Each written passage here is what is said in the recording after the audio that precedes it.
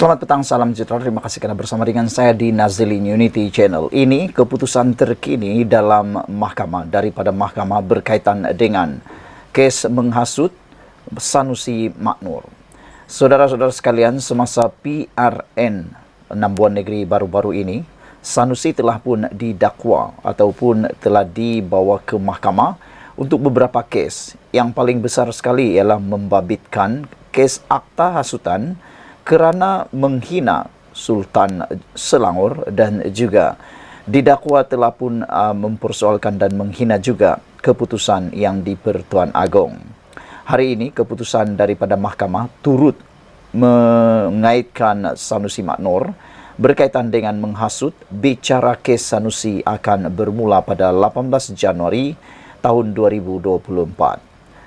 Mahkamah Session Selayang hari ini menetapkan 12 hari bermula 18 Jun tahun depan untuk perbicaraan kes Menteri Besar Kedah Datuk Seri Muhammad Sanusi Maknur yang menghadapi dua pertuduhan menghasut berhubung isu pelantikan Menteri Besar Selangor dan penubuhan kerajaan perpaduan dalam satu ceramah politik pada Julai lepas.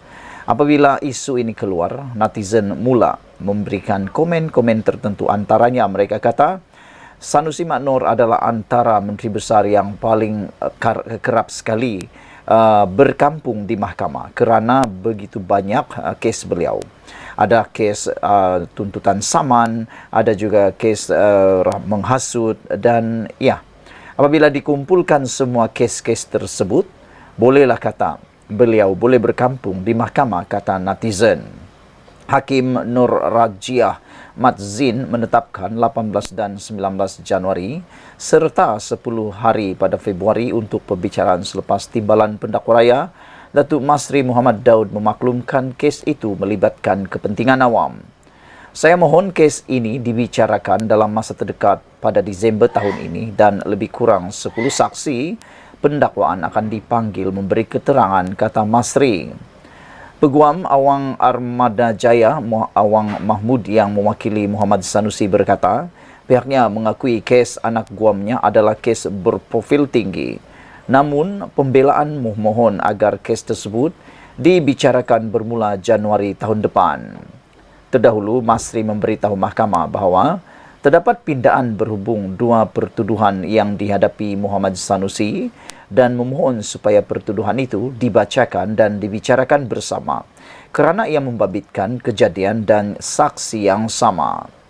Pindaan itu membabitkan perubahan pada seksyen pertuduhan kerana sebelum ini Muhammad Sanusi didakwa mengikut seksyen 4 dalam kurungan 1 kurungan E Akta Hasutan 1948, namun dipindah kepada seksyen 4 dalam kurungan 1 kurungan B akta yang sama.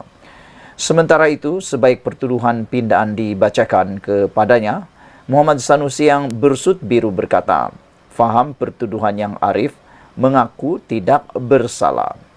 Mengikut kedua-dua pertuduhan pindaan, Ahli Dewan Undangan Negeri Dun Jeneri Kedah itu didakwa telah menyebut perkataan menghasut di Simpang 4 Taman Selayang Mutiara, Kampung Bendahara Gombak dekat sini pada 11 malam 11 Julai lepas. Kedua-dua pertuduhan itu mengikut seksyen 4 dalam kurungan 1 kurungan B Akta Hasutan 1948 yang boleh dihukum mengikut seksyen 4 dalam kurungan 1 akta sama yang membawa hukuman denda sehingga RM5,000 atau penjara maksimum 3 tahun atau kedua-duanya jika sabit kesalahan. Terdahulu, ketika sebutan kes di hadapan Hakim Mahkamah Session Osman Effendi Muhammad Saleh, Hakim itu membenarkan permohonan pendakwaan agar kes di mahkamahnya dipindahkan di hadapan Hakim Nur Rajiah untuk dibicarakan bersama. Ini selepas Masri memaklumkan kepada Hakim Osman Effendi bahawa ungkapan yang didakwa dibuat tertuduh dalam ucapan melibatkan saksi sama. Oleh itu, pihak pendakwaan memohon agar kes di mahkamah ini dapat dipindahkan ke Mahkamah Session 2 Hakim Nur Rajiah untuk dibicarakan bersama mengikut Seksyen 165 Kanun Tata Cara Jenayah, kata Masri. Beliau berkata pihak pendakwaan juga telah menyerahkan dokumen antaranya transkrip rakaman ucapan kepada pembelaan hari ini. Awang Armada Jaya berkata pihaknya tidak membantah permohonan itu untuk memindahkan kes.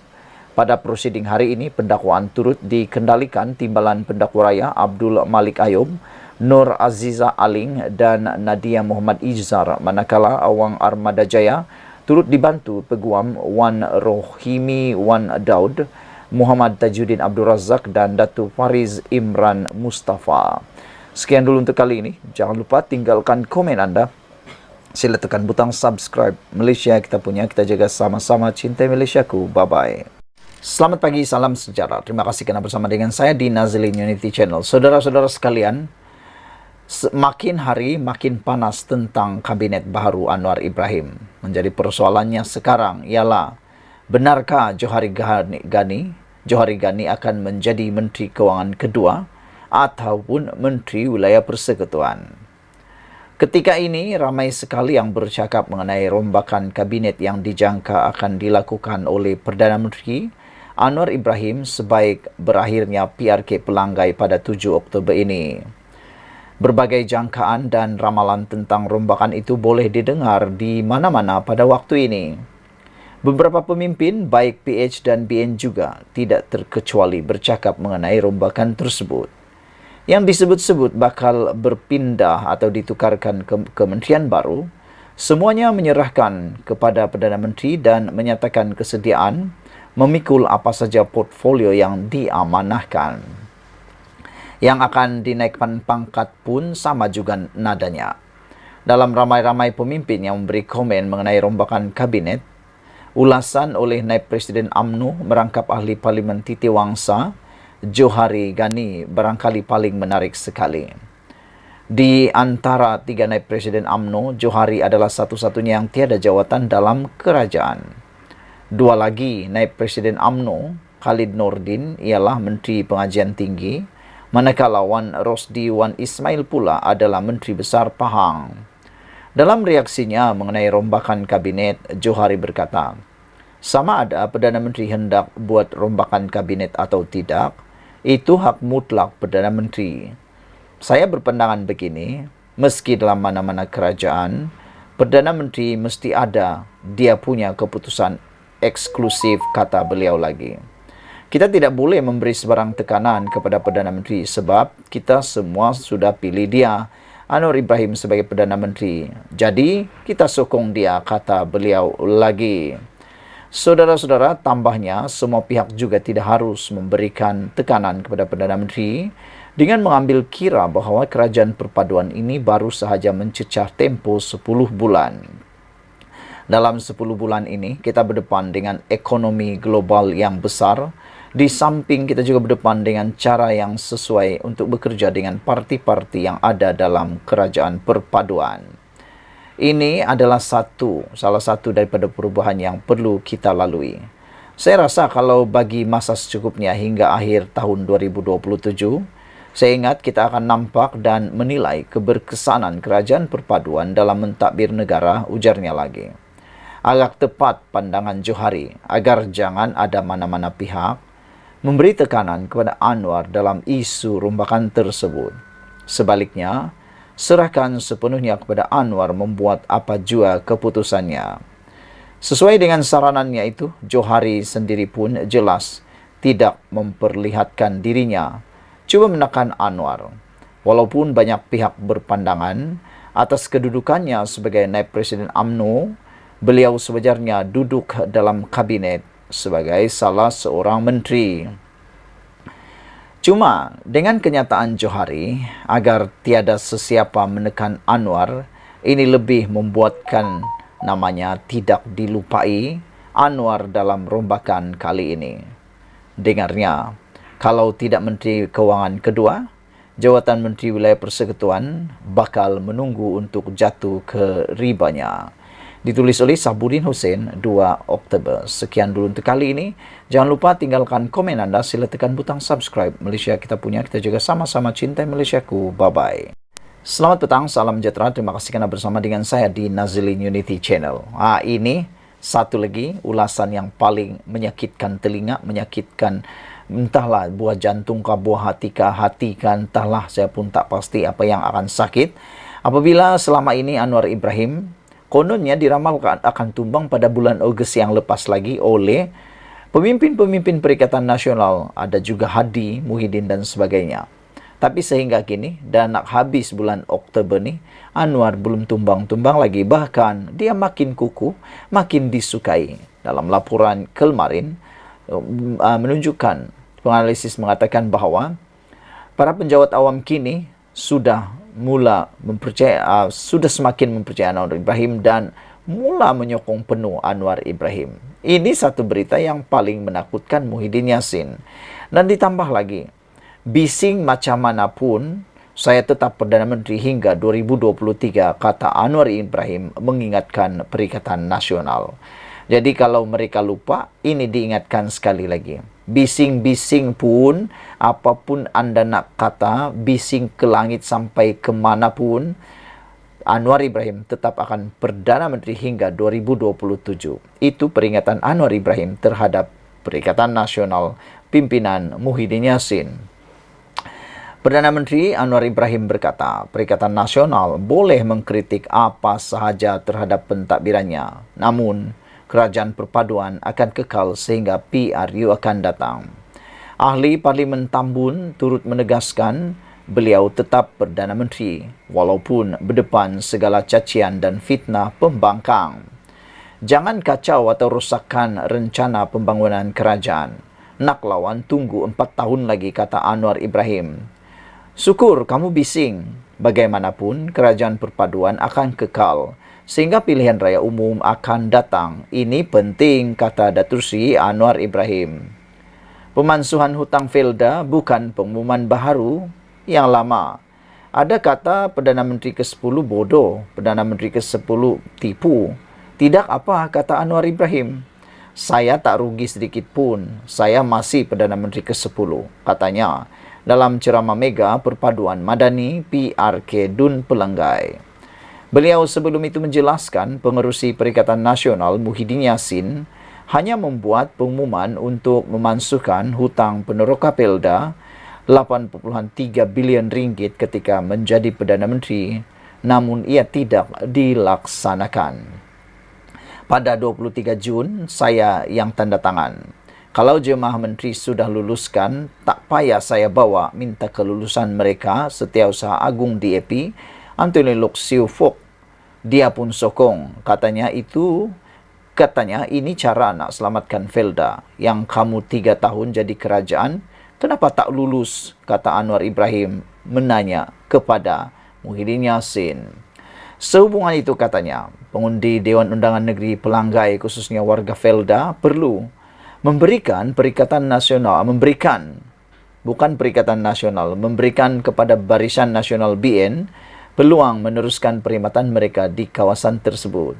Anwar berkata, kemenangan Barisan Nasional di kawasan itu bukan sahaja penting buat Kerajaan Perpaduan, tetapi bukti rakyat Pahang yakin kepada kepimpinan Wan Rosdi Wan Ismail sebagai Menteri Besar.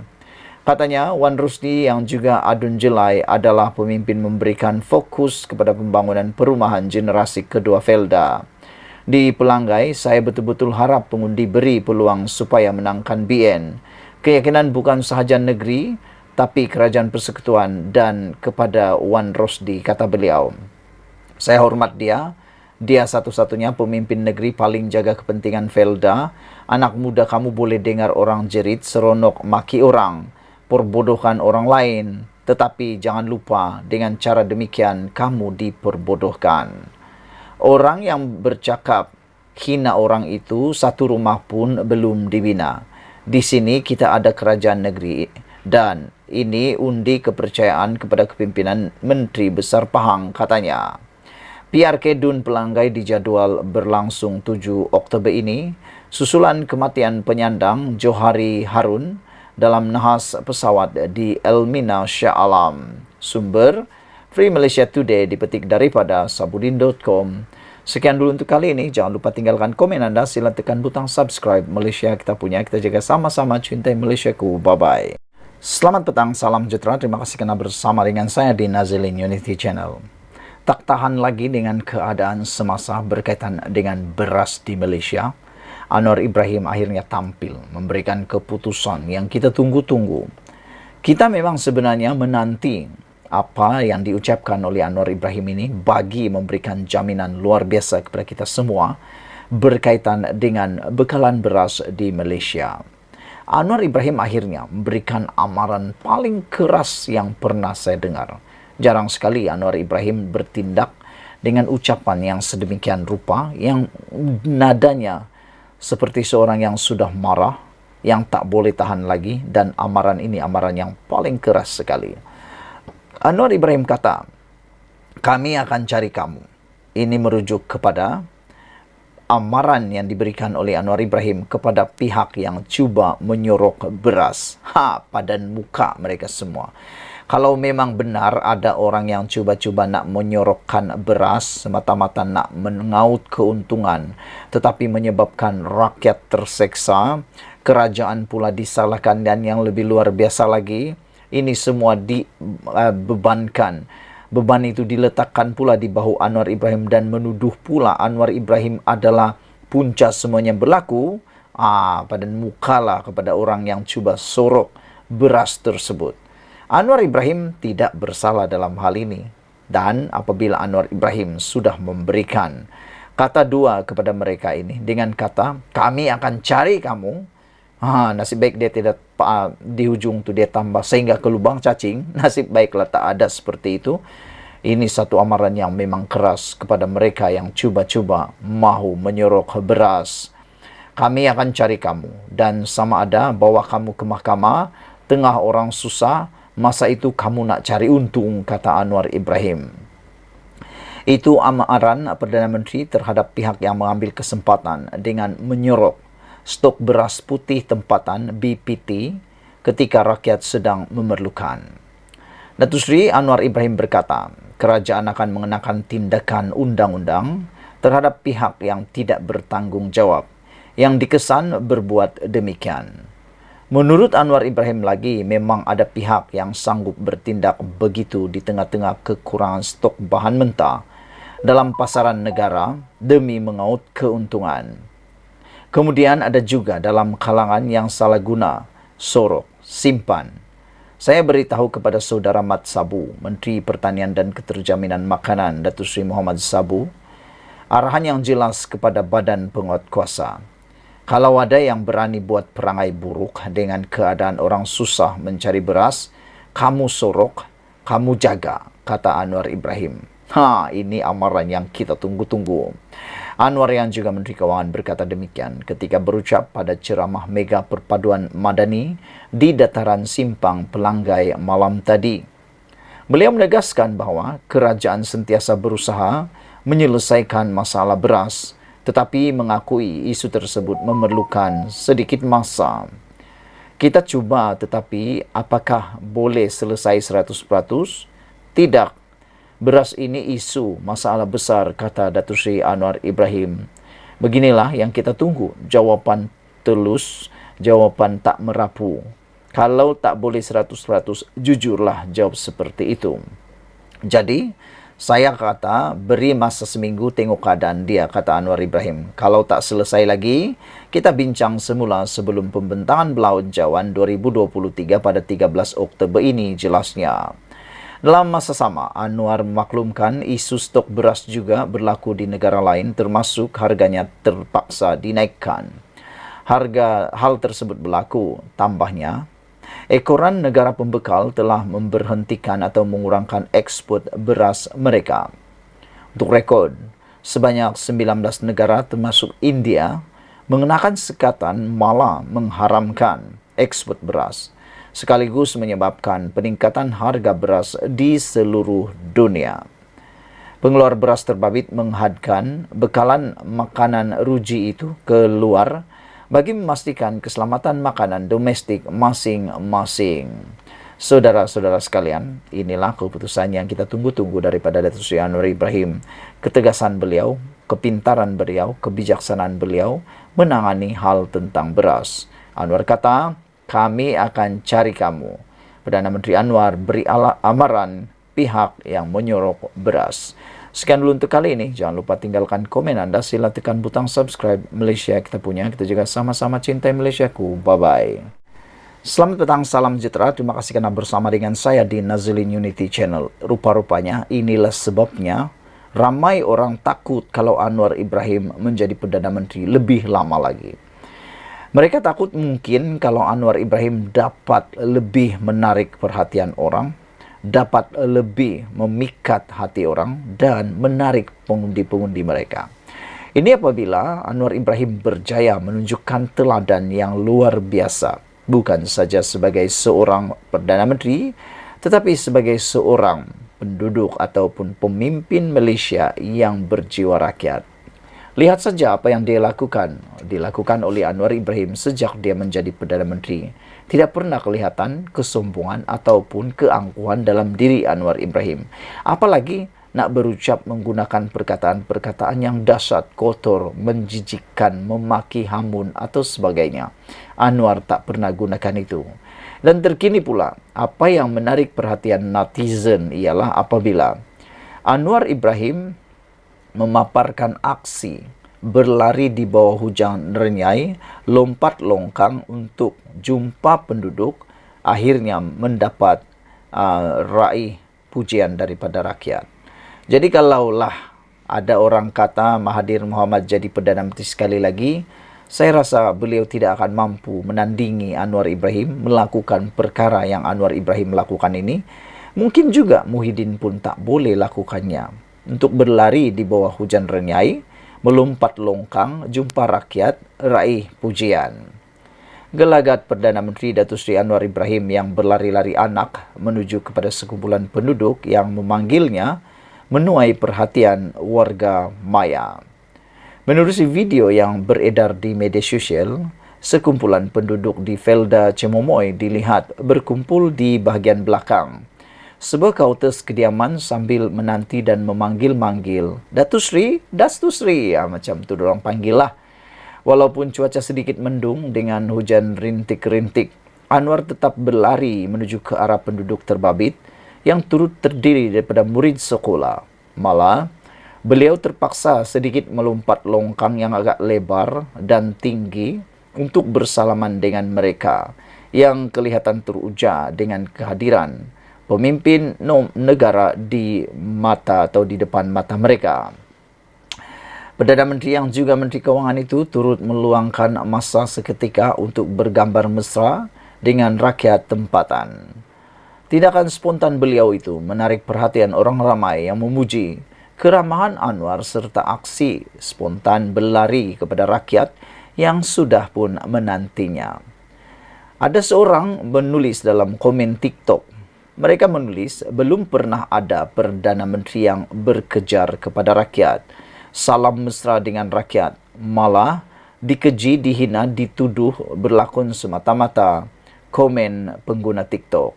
Masya Allah, steady je Datuk Seri, kata seorang lagi warga maya memberikan komen melihat aksi tersebut. Beginilah pemimpin yang kita cari.